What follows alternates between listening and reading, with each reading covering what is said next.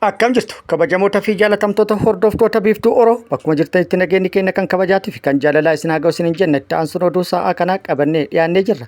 Hangaduma sagantaa kanaatti hojii turaan affeerraa kenna kun biiftuu Oroodha keessan jajjabeeffadha laayik sheer godhuu hin dagatina kallattii mangar mata duree oduu amma qabadhetti yeroo dabru oduun jalqaba. Vaayirasii Maarbarg to'achuuf har'a irraa eegalee godinni Arsii torbaan tokkoof geejjiba yookaan konkolaattonni geejjibaa kibba irraa gara godina Arsii akka hin seenne akkasumas godina Arsii irraa gara kibbaa akka hin baane ogguraa kaa'anii jiru dabalata odeeffannoo kana qabadhee jira. Oduun itti aanu godinaalee Oromiyaa garaagaraa keessatti mootummaan gibira humnaa oliitiif akkasumas baasiiwwan adda addaa kan humnaa ol ta'an dirqamaan nu kafalchiisaa jira jechuudhaan komii dhiyeessanii jiru dabalata odeeffannoo kanallee qabadhee jira. Oduun itti aanu oduu oolmaa Oromiyaati. Oduu oolmaa Oromiyaatti lolli loltoota mootummaatti fi waraana bilisummaa Oromoo gidduutti guutuu Oromiyaa keessatti gaggeeffamaa jiru akkuma itti fufetti jira. Lola Oromiyaa keessatti bakkoota garaagaraatti loltoota mootummaatti fi waraana bilisummaa Oromoo gidduutti gaggeeffamaa jiru. Kana irratti waraanni bilisummaa Oromoo loltoota mootummaa hedduu hojiin ala taasisuun hedduu booji'uun akkasumas kaampii waraana mootummaa hedduu barbadeessuun injifannoo argatu itti fufe jedhee jira.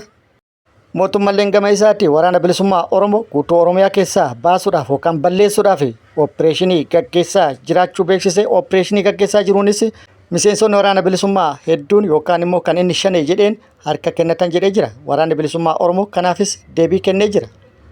Guutuu odeeffannoo kanallee isiniin kenna. Oduun inni biraa naannoo Tigraay magaalaa Maqaleetti halkan edda dhoo'insi guddaan dhaqqabuun gabaafamee jira. Akkasumas uummanni Tigraay ummata Tigraay kan yeroo lola kaabaa wareegamaniif yookaan immoo lubbuu isaanii dhabaniif sagantaa yookaan sirna yaadannoo taasisanii jiru. Oduu biyyaalallee qabna. Guutuu oduu kanneenitii fi kan biroo wajjin isin wajjin ka turu ani Bariisoo Ganamooti. Guutuun oduu akka itti aanu kanatti wal duraa duuban isiniif dhiyaata. Dhibee Maarbarg to'achuudhaaf har'a irraa eegalee torban tokkoof geejjibni naannoo kibba Itoophiyaa irraa gara godina Arsii akka hin seenne akkasumas achirraa akka hin baane dhorkamuun ibsamee jira. Waajjirri kominikeeshinii godina Arsii ibsa baaseen weerarri vaayirasichaa hammaachaa dhufuu hordofee akka hin babal'anneef tarkaanfii fudhatame jedhee jira. Hojii kanaanis manneen barnoota cufamuu ibsuun dabalataanis sochiin geejjibaa torban tokkoof daangessuun barbaachisaa ta'uu bulchiinsi geejjibaa fi misooma dinagdee godina Arsii beeksisee jira. Geejjibni godinicha akka hin seennee fi akka achi hin baane gochuun cinatti sosochiin godina kana keessatti taasisan maal ta'uu akka qabu guyyoota muraasa keessatti murtoon kan kennamu ta'us eeree jira. Vaayirasiin Maarbarg kibba Itoophiyaa magaalaa Jinkatti mudate hanga ammaatti namoota 12 qabuu fi 8 galaafachuu ministeerri fayyaa beeksise jechuudhaan akkasumas uummanni of eeggannoo akka taasisu yoo mallattoon dhukkubichaa irratti argame yookaan mul'ate hatantamaan dhaabbata fayyaa akka deemu hubachiisee jira.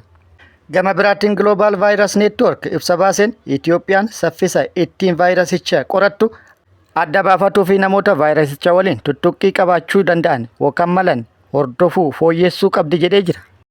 Oduun itti aanu aanaalee naannoo Oromiyaa garaagaraatti mootummaan gibiraa fi buusiiwwan garaagaraa humnaa ol nu kafalchiisaa jira jechuudhaan hawaasni komii dhiyeessanii jiru.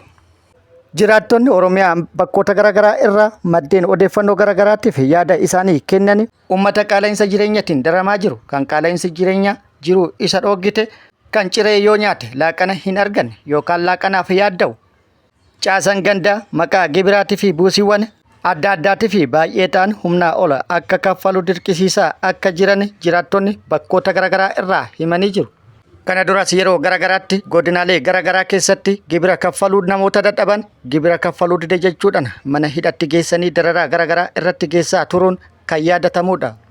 Haaluma kanaan godina Jimmaatti yeroo dabre gibira wal qabate rakkoon jiraattota irratti dhaqqabee ture kan yaadatamudha.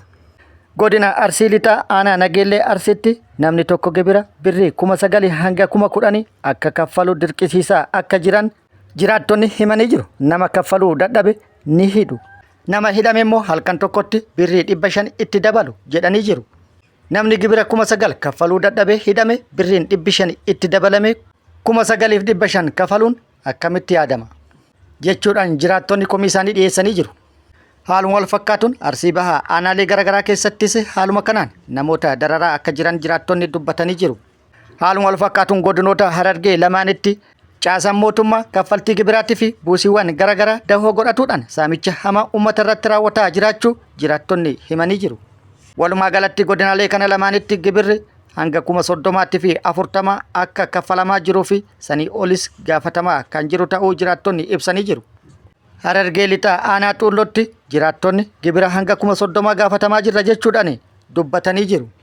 Godina lamaanittuu namoonni gibira kana kaffaluu dadhaban mana hidhaatti kan guuraman ta'uu himuudhaan aanaa Xuullootti immoo namoonni gibira kaffaluu dadhaban mankuusa keessatti jumlaadhaan hidhamanii humnoota mootummaatiin doorsifamaa jiru jechuudhaan jiraattonni dubbatanii jiru.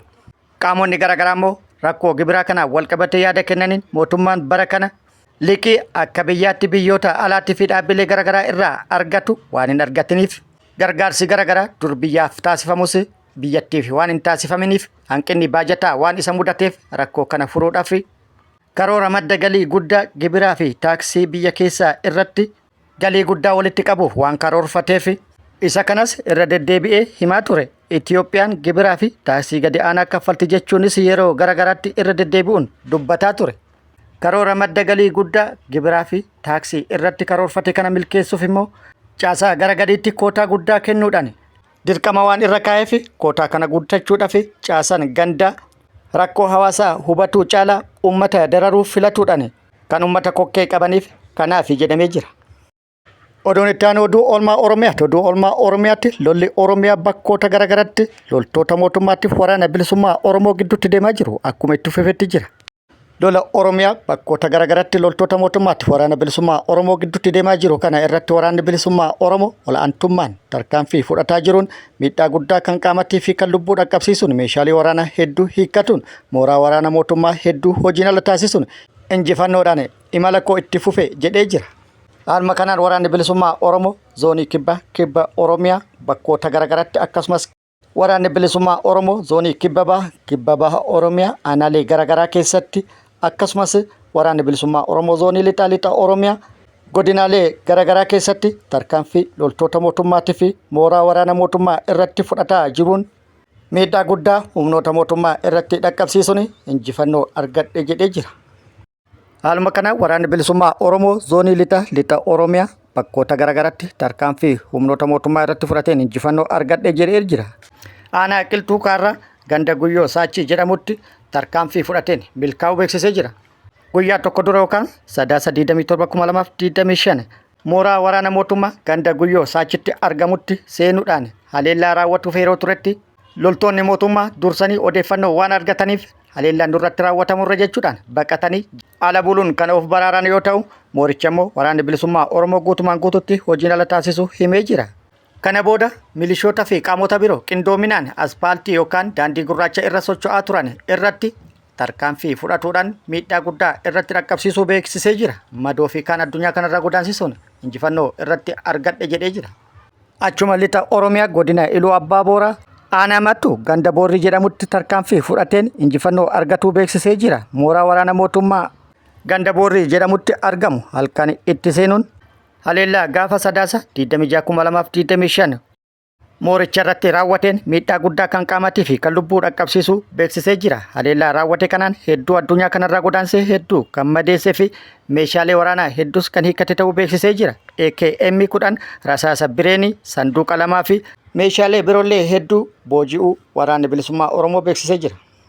Haaluma wal fakkaatu waraanni bilisummaa Oromoo zoonii kibba baha Oromiyaa Arsii bahaa fi Arsii lixatti bakkoota garaagaraatti haleellaa raawwateen injifannoo argadhe jedhee jira.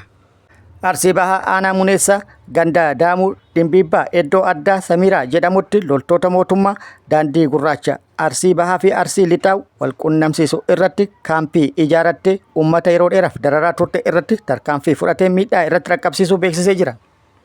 Haleellaa gaafa 3/26/2025 mooraa isiititti itti dhaquudhaan irratti raawwateen hedduu addunyaa kanarraa godaansee hedduu madeessuun meeshaalee irraa hiikkatu odeeffannoon nu gahee jira. Akkasumas Arsii lixa aanaa Heebana Arsii ganda Sambarroo Rogicha iddoo addaa Hubantii jedhamutti humnoota mootummaa maqaa sakattaa waraana bilisummaa Oromoo jedhuun magaalaa Meexxii irraa bobbaate irratti haleellaa raawwateen of duuba deebisuun baqachiisee mana amantiitti naquudhaan salphina isaan uffachiisuun injifannoo irratti argadhe jedhee jira.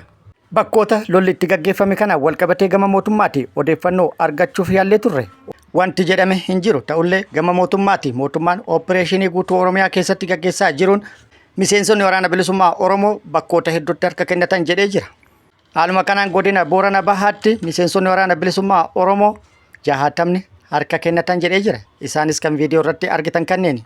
Waraanni bilisummaa Oromoo immoo kanaafis deebii kennee jira. Deebii kenneenis mee namoonni kun maaluma isaaniititu waraana bilisummaa Oromoo fakkaata? Mee maaluma isaaniititu waraana bilisummaa Oromooti? Uummanni haa murteessu jedhee jira. Kana jechuun muummichi ministeera Itoophiyaa yeroo dabre piroopoogaandaa pilaas marrajaa ukkul yoonaal dil jedhee ture.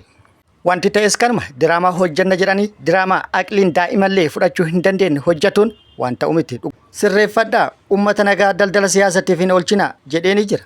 Haaluma wal fakkaatuun mootummaan lixa Oromiyaattis opereeshinii gaggeeffame miseensonni 5 harka kennatan yoo jedhu waraanni bilisummaa Oromoo kanaafis deebii kennee jira. Dhuguma ka harka kennate waraana bilisummaa Oromoo osoo hin taane 5 isin waraana bilisummaa Oromootitti fakkeessuun bobbaaftanii uummata irratti saamicha raawwachiisaa turtantu deebi'ee isinumatti harka kennate. Harka kennatan osoo hin taane immoo deebi'anii isinumatti galan jedheeni jira. Qaamota deebi'anii isinitti galan kana immoo hawaasni bal'aan eenyu akka ta'an tokko tokkoon isaan beeka. Diraamaa kanas itti hin milkoofne fooyyeffadhaa jedheeni jira. Kun akkuma jirutti ta'e haala giddugala jiruun wal qabatee tarkaanfii waraanni bilisummaa Oromoo naannawa magaalaa Finfinneetti fudhatu hammaatu irraa kan ka'e naannawa magaalaa Finfinnee eegumsi cimuu akka qabus ajajni darbee jedhamee jira. Gama biraatiin immoo lolli har'as Oromiyaa bakkoota garaagaraatti itti fufee jira. Waraanni bilisummaa Oromoo tarkaanfii bakkoota garaagaraatti fudhateen injifannoo argatuu fi loltoota mootummaa hedduu booji'uu beeksisee jira. Guutuu odeeffannoo kana akkuma nu ga'een kan isiniin kennu ta'a. Oduun itti aanu halkan edaa magaalaa Maqaleetti dhoo'insi dhaqqabuun gabaafamee jira. Dhoo'insi dhaqqabee kun baay'ee rifaasisaa akka ture gabaafamee jira. Ta'ullee miidhaan ga'e akka hin jirre aangaa'onni naannichaa beeksisanii jiru. Dhoo'insi dhaqqabee ol aanaa ta'uu irra kan diroonii haa ta'u, kan boombii haa ta'u, kan fanjii haa ta'u walumaa galatti shakkii uumee ture. Ta'ullee aangaa'onni Tigraay dhoo'insi dhaqqabe kan boombii ta'uu fi halkan edaa yookaan halkan 3/28/2025 magaalaa Maqalee kutaa magaalaa Aaddi Haqqee jedhamutti dhaqqabuu gabaasanii jiru. Dhoo'insa dhaqqabeen miidhaan lubbuu namaatiif qabeenya irras akka hin dhaqqabin ifoomsanii jiru.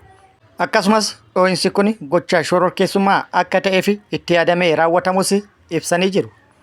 Gara biraatiin immoo uummanni Tigraay bakka tokkotti walitti dhufuudhaan guyyaa kaleessa uummata Tigraay kan lola kaabattiin lubbuun isaanii dabree fi yaadannoo taasisanii jiru. Uummanni Tigraay bakka tokkotti walitti dhufuudhaan shama ibsuudhaan uummata isaanii kan yeroo lola kaabaa lubbuun isaanii dabre yaadatanii jiru. Yookaan immoo sirna yaadannoo gaggeessanii jiru. Oduu biyya alaatiin lolli Raashiyaa fi Yuukireen akkuma itti fufetti jira. Gama lamaan irraayyuu haleellaa ciccimoo walirratti raawwatu itti fufanii jiru.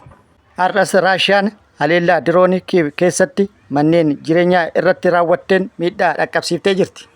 Mariin nagaa buusuu akkaatuma karoorfameen deemaa osoo jiru Raashiyaan haleellaa diroonii fi misaa'elii Kiiv keessatti naannawa manneen jireenyaa rukutuu aangaa'onni Yuukireen beeksisanii jiru.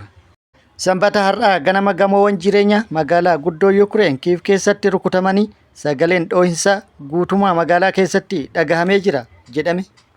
Haleellaa magaalaa Kiiv Kitaalii Kilishkoot mudate kanaan namoonni 11 madaa'anii hospitaala kan geeffaman yoo ta'u isaan keessaa namoonni 2 lubbuun darbuu isaanii Rooyiter gabaasee jira. Haleellaa kanaan lubbuun nama biroo tokkos darbuun gabaafamee jira. Kabajamoota fi jaalatamtoota hordoftoota biiftuu Oroo oduun ammaaf qabadde kana hanga ammaa kana guutuu oduu wajjin isin wajjin kan ture ani Bariisoo Ganamooti hanga yeroo itti aanutti deebinee wal agarrutti nageenyi Rabbi isiniif haa baay'atu. Nagatti nu turaan immoo hawwii kennaa nagatti nu tura.